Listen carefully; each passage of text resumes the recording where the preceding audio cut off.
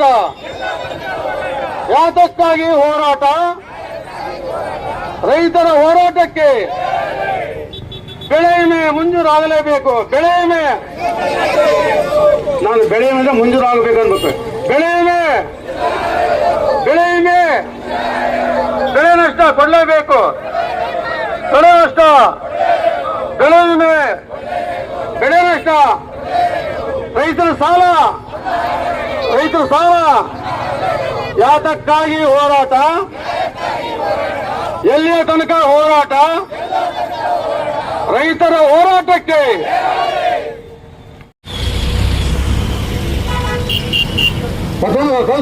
ಚೆನ್ನಪ್ಪ, ಅನಾವೃಷ್ಟಿ 1 ವರ್ಷಗಳ 8 ವರ್ಷಗಳ ಕಾಲ ಅತಿವೃಷ್ಟಿ, 20 ವರ್ಷಗಳ ಅವಧಿಯಲ್ಲಿ ನಾವು ರೈತರು ಪ್ರತಿ ವರ್ಷ ಸಾಲ ಮುಂದೆ ಸಾಲ ಮಾಡೋದು, ಬಿತ್ತನೆ ಮಾಡೋದು, ಸಾಲ ಹೊತ್ಕೊಳ್ಳೋದು, ಸಾಲ ಮಾಡೋದು, ಸಾಲ ಹೊತ್ಕೊಳ್ಳೋದು, ಸಾಲ ತೀರ್ಸೋದು. ಇದು ನಮ್ಮ ಬರೀ ಮುಂದೆ ಒಂದು ದುರಂತ. ಇದು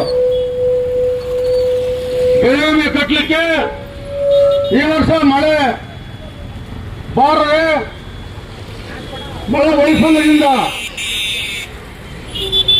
ಅತಿವೃಷ್ಟಿ ಭಯಾನಕ ರೋಗ. ಇದು ತುಂಬಿಕೊಂಡು ಫೋಟೋ ಮಾಡಿಸ್ಕೊಂಡ್ರೆ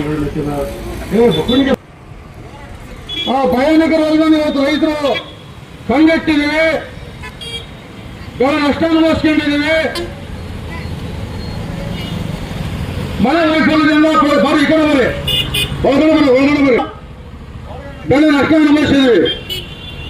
ಆ ಕಾರಣ ಇವತ್ತು ಸರ್ಕಾರ, ನಮ್ಮ ಜಿಲ್ಲಾಧ್ಯಕ್ಷರು ಧನಂಜಯ ಬಂದರು ಮತ್ತು ರಾಜ್ಯ ಗಮನದಲ್ಲಿ ಇಟ್ಕೊಂಡು ಈ ವರ್ಷ ಮಧ್ಯಂತರ ಪರಿಹಾರವನ್ನು ಬೆಳೆ ಬಿಡುಗಡೆ ಮಾಡಲೇಬೇಕು. ಹೌದಾ?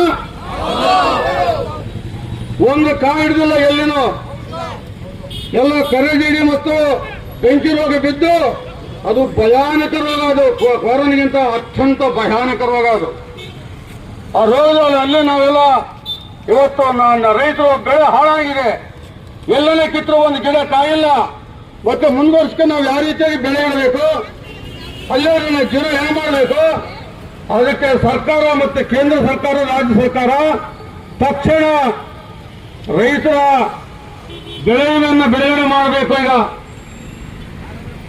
25% ಬೆಳೆ ವಿಮೆಯನ್ನು ತಕ್ಷಣ ಬಿಡುಗಡೆ ಮಾಡಬೇಕು. ಆಮೇಲೆ ಬೆಳೆ ನಷ್ಟ ಪರಿಹಾರವನ್ನು ಕೊಡಬೇಕು. ಉಳಿದ ಬೆಳೆ ವಿಮೆಯನ್ನು ಡಿಸೆಂಬರ್ ಅಷ್ಟೊತ್ತಿಗೆ ಪೂರ್ತಿ ಹಾಕ್ಬೇಕು ಅಂತ ಇವತ್ತು ನಾವೆಲ್ಲ ಕೂತ್ಕೊಂಡಿರೋದು.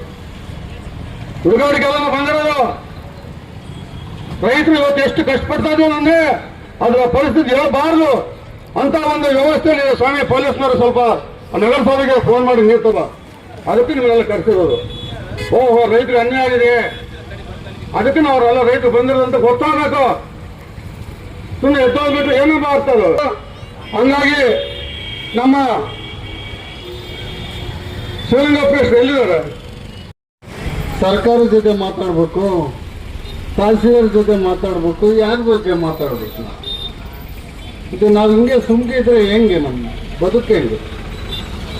ನಮಗೆ ನ್ಯಾಯನ ಪಡ್ಕೋಬೇಕು ಬೇಡವೋ ಯೋಚನೆ ಮಾಡ್ಬೇಕು ನೀವೆಲ್ಲ. ಇನ್ಮೇಲೆ ಯಾಕೆ ನಾವು ಹಿಂಗೆ ಬದುಕು ಹಿಂಗಾಗಿದೆ?